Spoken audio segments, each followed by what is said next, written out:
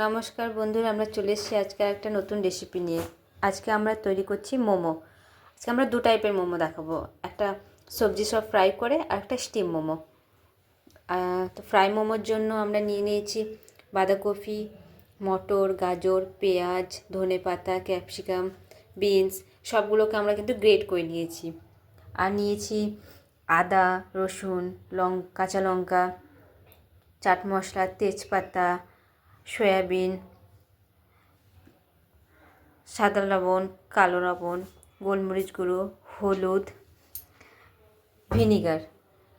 এগুলো সবগুলো কিন্তু সবজিগুলোকে আমরা গ্রেট করে নিয়েছি। এবার কড়াইয়ের মধ্যে সাদা তেল দিয়ে একটা তেজপাতার ফোড়ন দিয়ে একটু সয়াবিনগুলোকে নেড়ে চেড়ে নেব। সবজিগুলো খুব অল্প করে ফ্রাই হবে, কেন এগুলো তো আবার স্টিমে সেদ্ধ হবেই, তার জন্য আমরা শুধুমাত্র একটু ফ্রাই করে নেব, যাতে একটু জলটা একটু ঝরে যায় আর কি, শুকিয়ে যায়।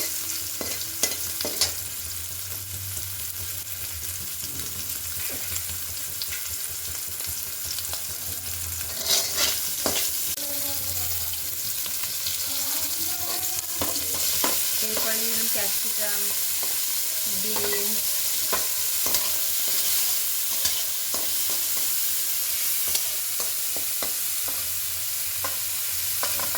বাঁধাকপি, গাজর, মটর,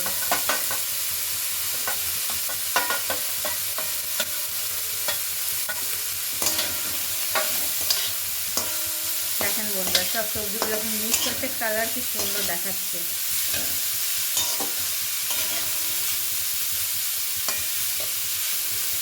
আমরা কিন্তু আজিনোমোটো দিচ্ছি না, তার বদলে আমরা দিচ্ছি ভিনিগার।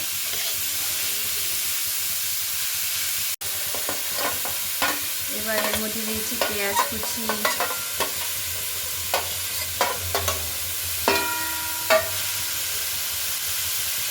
রসুন কুচি, আদা গ্রেট করা, কাঁচা লঙ্কা কুচি, সব সবজিগুলো দিয়ে দিলাম। এবার একটু নেড়ে চেড়ে জলটা, যে সবজির জলগুলো আছে সেগুলো শুকিয়ে নেব, তাতে আমাদের ভরতে সুবিধা হবে। জল থাকলে সেটা প্যাচ প্যাচ করবে, তার জন্য জলগুলো শুকিয়ে নেব। জল একটু শুকিয়ে এলে এবার আমরা ওর মধ্যে আর যে বাকি জিনিসগুলো আছে সেগুলো অ্যাড করব। গোলমরিচ গুঁড়ো, কালো লবণ, চাট মশলা, ধনেপাতা,